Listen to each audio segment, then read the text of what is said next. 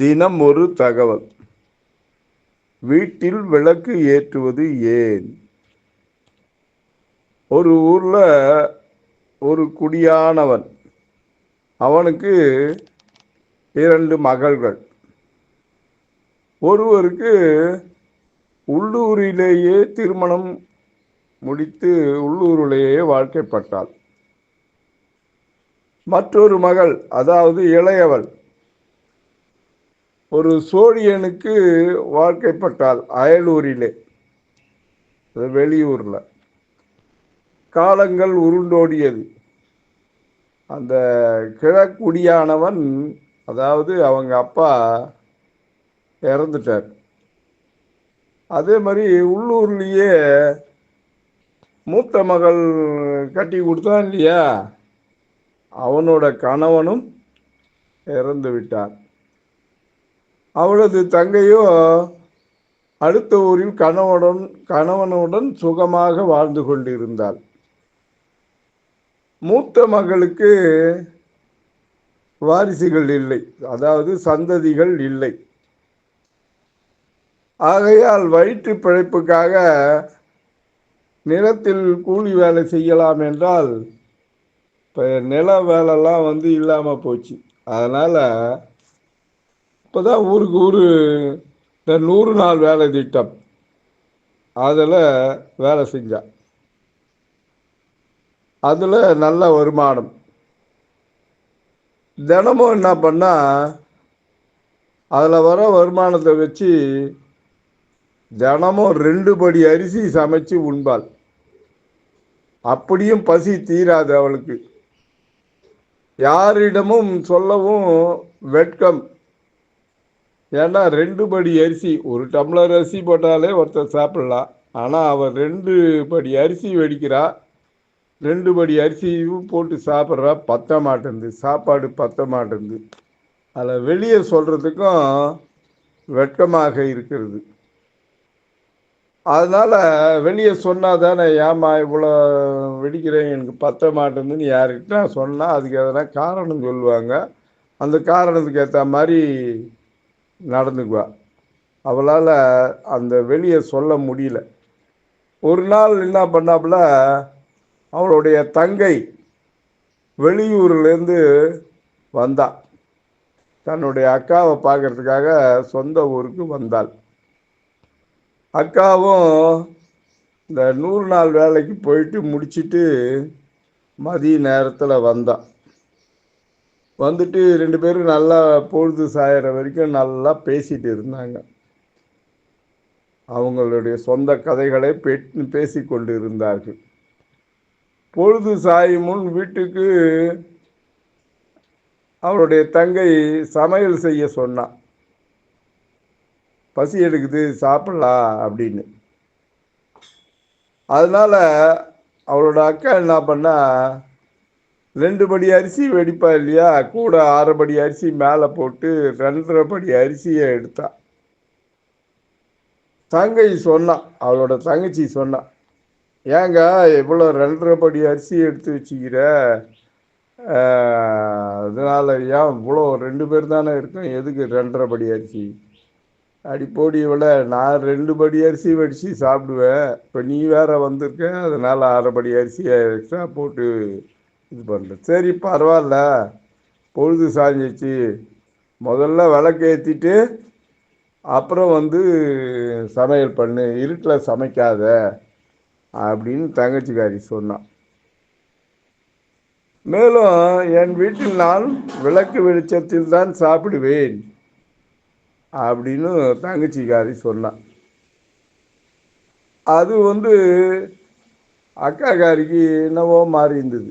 நான் எப்பவுமே விளக்கெல்லாம் ஏற்ற மாட்டேன், அதுக்கு வேறு விளக்குக்கு வேறு எண்ணெய் வேறு ஊற்றணும், அது வேறு செலவு அதிகம், அதனால் விளக்கெல்லாம் ஏற்ற மாட்டேன். அடுப்பை பற்ற வைப்பேன், 2 படி அரிசி போடுவேன், நான் மட்டும் சமையல் பண்ணுவேன், சாப்பிடுவேன், பத்தும் தூங்கிடுவேன் அப்படி. இப்போ என்னடான்னா 2.5 படி அரிசி போட்டு இது பண்ணுறேன். நீ வேறு அக்கா 2.5 படி அரிசி போட்டால் 12 பேருக்கு மேலே சாப்பிட்லாம், உனக்கு என்ன பைத்தியமா?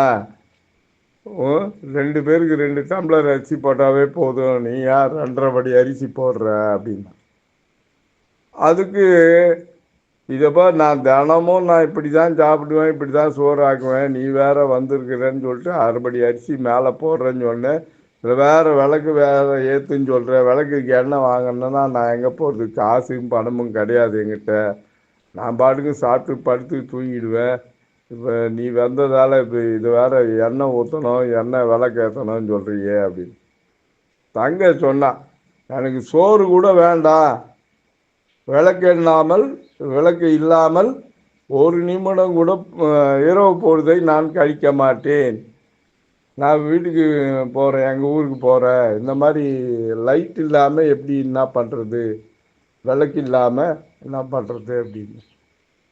பூச்சி போட்டு பாம்பு வந்தால் என்ன செய்வது, முதல்ல கொஞ்சம் அரிசியை எடுத்து போய் யார்கிட்டையாவது கொடுத்துட்டு அதுக்கு பதிலாக எண்ணெய் வாங்கிட்டு வா அப்படின்னு சொன்னான். கிராமத்தெல்லாம் இது ஒரு பழக்கம் உண்டு. நம்ம எதனா ஒன்று கொடுத்தோம்னா அதுக்கு மாற்று பொருள் தருவாங்க. அந்த மாதிரி இந்த அரிசியை எடுத்து போய் கொடுத்துட்டு அக்காக்காரி என்ன பண்ணா, அரை மனசோட அரிசி எடுத்து போய் 1 படி அரிசி எடுத்து போய் கொடுத்துட்டு கொஞ்சம் எண்ணெய் வாங்கிட்டு வந்தான். வாங்கிட்டு வந்து விளக்கு ஏற்றிட்டு சமையல் பண்ணான். சமையல் பண்ணிவிட்டு சமையல் முடிஞ்சதும் அக்காவும் தங்கச்சியும் உக்காந்து சாப்பிட ஆரம்பித்தாங்க.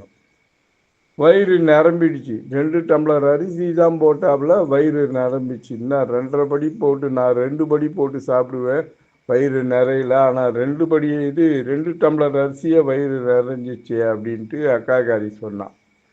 தங்கை சொன்னா, பார்த்தியா நான் சொன்னேன் இல்லையா, நீ கேட்கல, எவ்வளோ சோறு மிச்சமாக இருக்கு பார்த்தியா, எவ்வளோ அரிசி உனக்கு மிச்சம் பார்த்தியா அப்படின்னு. அக்கா சொன்னா, இதை பாரு, எனக்கே புரியல, தினமும் 2 படி சோறு வடித்தோம் என் வயிறு காயும். இன்று என்னவோ கொஞ்சம் சாப்பிட்ட உடனே பசி போய்விட்டது. எல்லாம் நீ வந்த முகூர்த்தம் போல, என்ன பண்ணுறது அப்படின்னா. அப்போது திடீரென்று தெரு வாசலில் ஒரு சத்தம் கேட்டது. என்னடானா, சொக்கா சொக்கா சோறுண்டோ, சோழியன் வந்து கெடுத்தாண்டோ, வா நான் போவோம். சொக்கா சொக்கா சோறுண்டோ, சோழியன் வந்து கெடுத்தாண்டோ, வா நான் போவோம் அப்படின்னு ஒரு குரல் கேட்டுது. உடனே அக்காள் கேட்டாய், ஏய் யாருங்க, யார் இது சொக்க அப்படின்னு. அப்போது ஒரு குரல் ஒலித்தது. இப்படி கேட்ட உடனே அக்காக்காரி கேட்ட உடனே ஒரு குரல் ஒலித்தது. நான் தான் அந்த சொக்க, நான் வந்து ஒரு பேய், நானும் என் நண்பனான பேயும் விளக்கில்லாத வீட்டுக்கு போய் சாப்பிடுவோம். இதனால் அந்த வீட்டில் அதிகமாக சமைப்பார்கள். இன்று ஒரு சோழியன் அயலூரிலிருந்து வந்து விட்டான், அவன் வந்து கெடுத்து விட்டான். இன்று நானும் என் நண்பன் பேயும் சாப்பிட முடியவில்லை.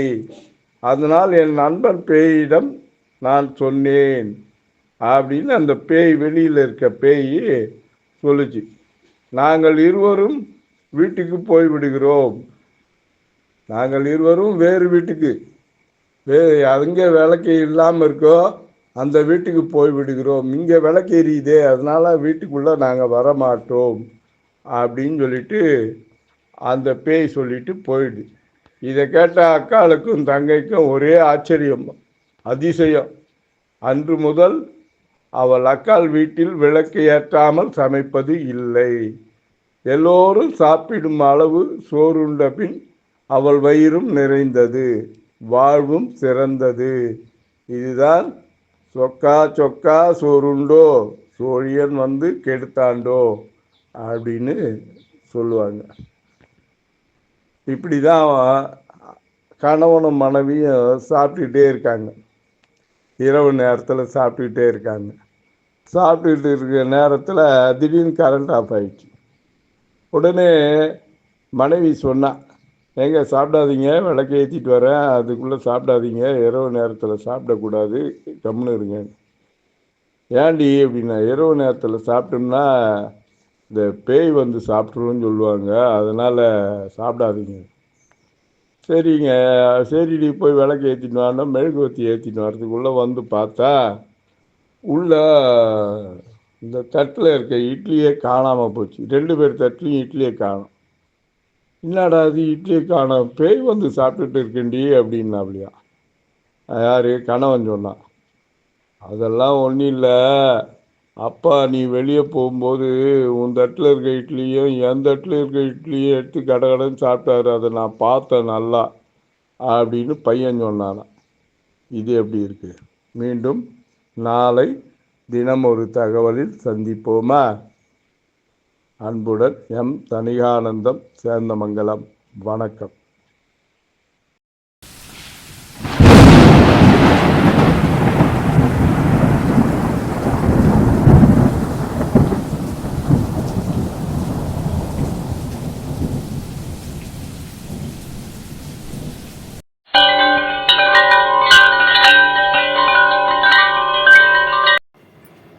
தணிகை டிவியை லைக் பண்ணுங்கள், ஷேர் பண்ணுங்கள், பெல் பட்டனை ப்ரெஸ் பண்ணுங்கள். தணிகை டிவியை சப்ஸ்கிரைப் பண்ணுங்கள். வணக்கம்.